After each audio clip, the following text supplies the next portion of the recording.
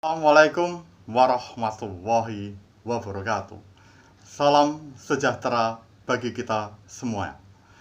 Saya Dr. Rahmat Agung Nugraha, SPC MSI, dosen Magister Pedagogi Pasca Sarjana Universitas Pancasakti Tegal, akan menayangkan video mengenai pedagogi. Pengucapan alfabet fonetik internasional pedagogi adalah pedagogi. Pengucapan ini seringkali diucapkan oleh berbagai pakar di belahan dunia seperti di negara US, United States, di negara UK, United Kingdom, di Eropa Timur, di Amerika Latin, dan di negara-negara lainnya. Pedagogi atau dalam lidah Indonesia pedagogi sering dipahami sebagai pendekatan dalam mengajar yang mengacu pada teori dan praktek pembelajaran dan proses bagaimana dalam memberikan pengaruh dan dipengaruhi oleh perkembangan sosial, perkembangan politik, dan psikologis peserta didik. Pedagogi sebagai disiplin akademik merupakan studi tentang bagaimana pengetahuan dan keterampilan diberikan dalam konteks pendidikan yang mempertimbangkan interaksi yang terjadi selama pembelajaran. Baik secara teori dan praktek, pedagogi sangat bervariasi karena pedagogi mencerminkan konteks sosial, politik, dan budaya yang berbeda. Pedagogi sering digambarkan sebagai tindakan mengajar.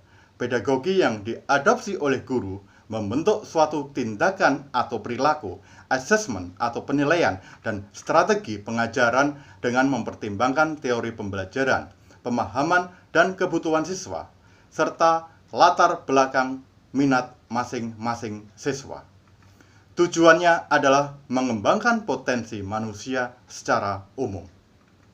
Dari penyampaian saya tadi, secara simpel pedagogi didefinisikan sebagai studi metode pengajaran, termasuk tujuan pendidikan dan cara-cara di mana tujuan tersebut dapat dicapai.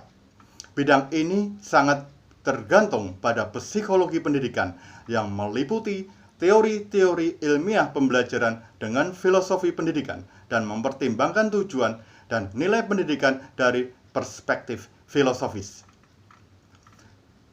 Dengan demikian, pedagogi sangat berfokus pada psikologi pendidikan. Pedagogi sangat tergantung dengan psikologi pendidikan karena psikologi pendidikan melibatkan studi tentang bagaimana orang belajar, termasuk topik-topik seperti hasil belajar siswa, proses pembelajaran, perbedaan individu dalam belajar, pelajar yang berbakat, dan ketidakmampuan atau kesulitan dalam belajar. Psikologi pendidikan ini tertarik pada bagaimana orang belajar memproseskan informasi dan penyimpanan informasi baru. Psikologi pendidikan tidak hanya melibatkan proses belajar perkembangan individu dari usia dini sampai dewasa, akan tetapi mencakup juga proses-proses sosial, emosional, dan kognitif manusia dalam belajar sepanjang hayat. Psikologi pendidikan menggabungkan sejumlah disiplin ilmu lain di dalam psikologi itu sendiri. Di antaranya adalah psikologi perkembangan, psikologi umum, dan psikologi kognitif. Dalam sistem pendidikan yang kompleks dewasa ini, psikologi pendidikan selalu berhubungan dengan pendidik, administrator atau tenaga kependidikan, guru, dan siswa untuk belajar lebih banyak tentang bagaimana membantu seseorang belajar dengan baik, sehingga sering melibatkan penemuan cara untuk mengidentifikasikan siswa yang mungkin memerlukan bantuan khusus secara ekstra. Mengembangkan program yang bertujuan membantu siswa dalam mencapai tujuannya dan bahkan menciptakan metode pembelajaran yang baru. Psikologi pendidikan berkembang dengan aktivitas penelitian dengan topik dan minat pada teknologi pendidikan. Bagaimana melihat berbagai jenis teknologi yang dapat membantu siswa belajar. Selain teknologi pendidikan, psikologi pendidikan memfokuskan pada desain instruksional. Bagaimana merancang bahan pembelajaran pendidikan pada kelas khusus atau membantu siswa yang mungkin memerlukan pengajaran khusus. Selain fokus pada teknologi pendidikan dan desain instruksional, psikologi pendidikan juga memfokuskan pada pengembangan kurikulum.